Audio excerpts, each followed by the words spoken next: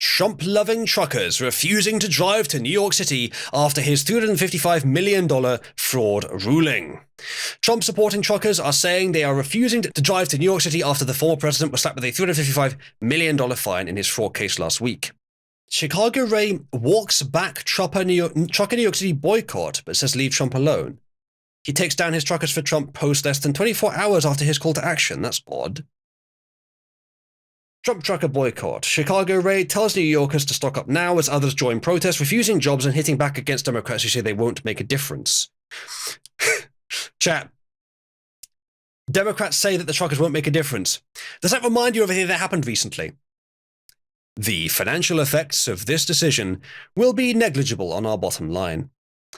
Truckers who support Donald Trump are moving forward with their plans to abstain from transporting goods to and from New York City. It is their way of protesting following the recent $355 million civil fraud fine imposed on the former president. There's guys that ain't going, Ray began. I've talked to a guy that denied a refrigerator load to New York City. That's pretty good money, so you got to give this guy credit for that. If this goes longer than a week, New York better start stocking up, and they better start stocking up now, Ray went on. I ain't wishing anybody anything. I'm just telling you what I hear. From what I'm hearing, these guys are serious, and this could take longer than a week. If they quit with Trump, we're just against what's going on in this country. We got careers out here. We ain't trying to hurt nobody, but we got to stand for something. We stand with Trump. Cut the bullshit. It ain't got to be like this, Ray said. Trump has hailed the group of truckers planning the boycott to New York as great patriots. After sharing DailyMail.com's article about the planned boycott, Trump posted on social media, "Such an honor to have so many great patriots on the side of freedom." Which I think this is a like the lawsuit does not seem fair and reasonable. It seems like Trump was railroaded into it, and this seems like a reasonable thing to do. I don't know if it might be technically illegal in some sense. Maybe not fulfilling contract, breach of contract. I don't know if it might be. Sometimes protests have to be, and this is essentially an act of civil disobedience. What a leftist would say is, you're for the law when it but no. The point is, if your protest is valid enough, you can break the law, but only if it's really justified and only if your law breaking is proportionate. The 2020 incident of Black Lives Matter, quote unquote, burning down $2 billion worth of property in their own neighborhoods across the entirety of the US, that was not justified. In fact, they haven't been wronged at all. And their actions were way beyond justified, but the left defended that or ignored it. This, on the other hand, is probably not enough. Given that what they're protesting is not just one decision, it's the overall persecution and corruption of the entire establishment, as part of which this court is. That's what they're protesting. They should be going a lot further. I mean, what our enemies have done, what the establishment has done, does actually justify the kind of property damage in response, in protest, that you saw BLM doing. But BLM were doing it in favor of that corrupt establishment, whether they realized it or not. So it's completely backwards. Frankly, the property damage done by BLM is part of the Book of Grudges.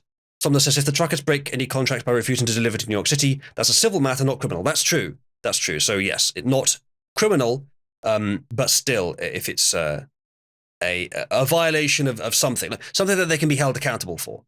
Mark Knife says they won't accept the contract. It's not breaking a contract when they didn't. Yes, that's absolutely correct, Mark Knife. But I expect in some of these cases, they are choosing not to fulfill contracts they already signed. If that's the case, I would recommend maybe do fulfill the contracts you have signed, but then don't sign any new ones, because then you won't be on the hook. You'll be safe.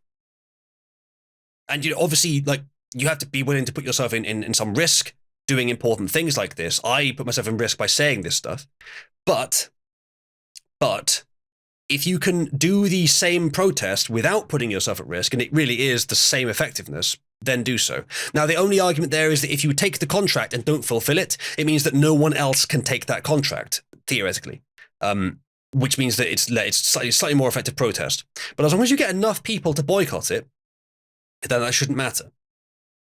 The Field says Trump puts up property as collateral for loan. Bank agrees with assessment. Trump gets loan. Trump pays off loan. Bank makes shit pile of cash.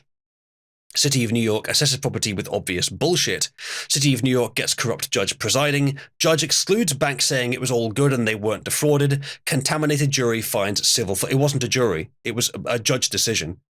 Judge assigns damages even though there was no injured party. How can people think this wouldn't have consequences? Yeah, it was clearly dirty. Clearly dirty. Wig says the contracts will have clauses that drivers can refuse load for valid reasons. A good lawyer could.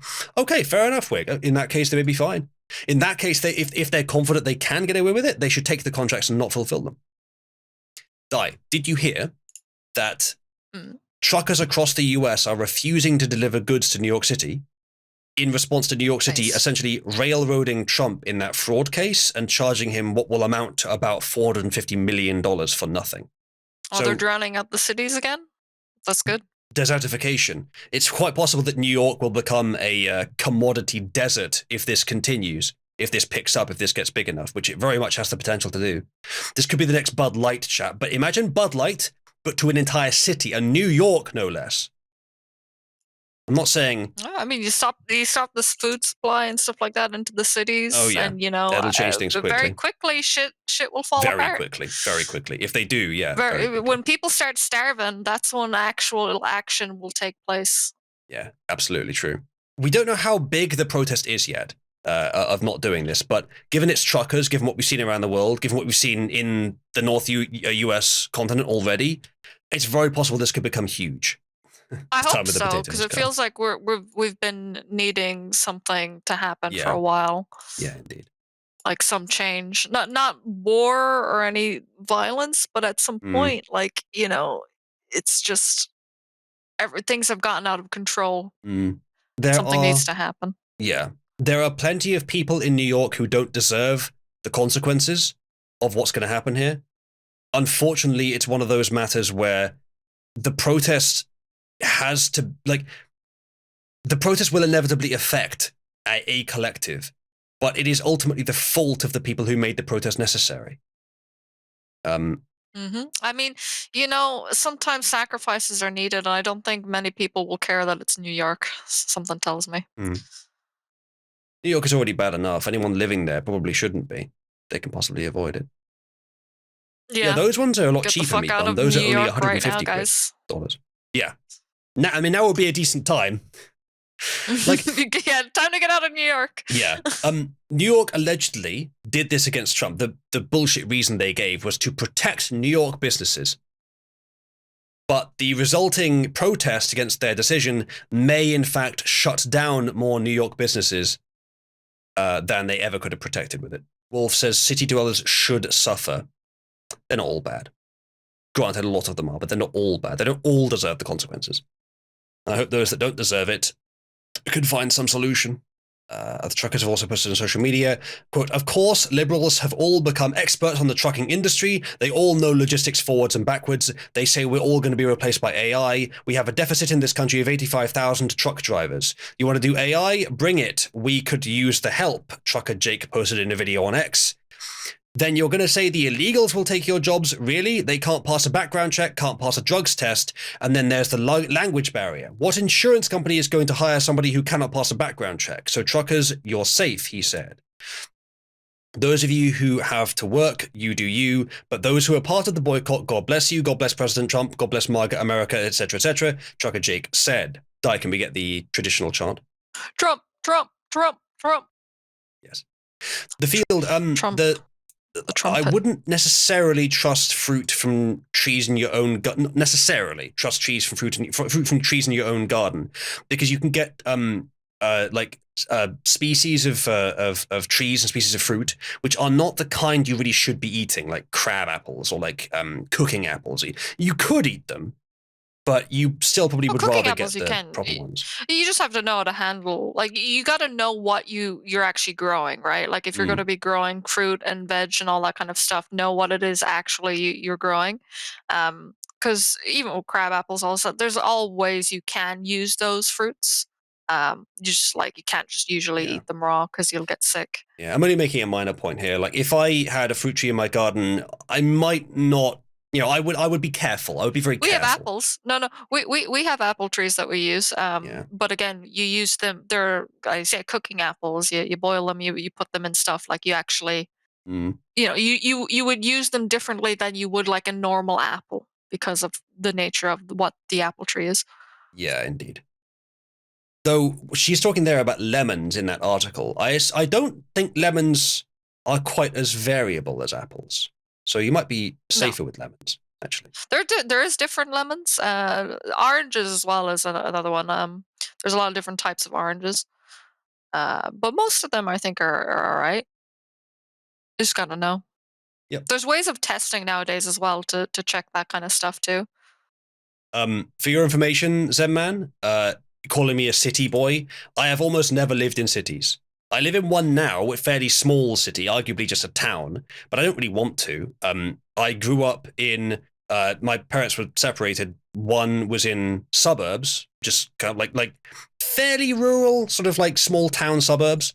It was very, very nice. And my other family, the other half of my family, were in a what was at the time a medium-sized village, much more rural. So I've lived sort of halfway between the two extremes.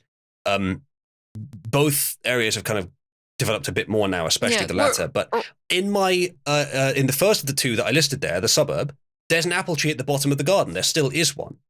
But I have a lot of childhood memories of seeing some very strange, like rotted and bruised and worm-eaten apples down there, and even the healthiest among them didn't look very normal. So would they have been okay to eat, the best among that tree's fruits? Probably. But would I trust them a lot less than something which went through an entire series of processes to make them as optimized as possible? Yes. Well, that's just a random fucking, like, they might not be even tended to correctly and stuff like that. If you're, Yeah, but that's what I mean. Where I'm Like, it at in could the be middle more of variable. nowhere, like, there's many local farms, or like people that have grown their own foods and like do a little stall where they sell what they've grown. It's not as dangerous as you would think it is. You just got to know what to look out for. Like, if you pick up a carrot and there's brown spots on it, maybe you shouldn't eat the brown rotted carrot. You have, there's these little things, what to look out for. Lemon, Because I grow peppers as well, so yeah. and I Lemon, use them in cooking all we the were time. talking about you, Lemon. No, we're talking about how New York is going to become a commodity desert. Don't put cardboard over a what is it, a garden, like in Chaz, and you'd be That was fine. terrible. I think we've covered the New York thing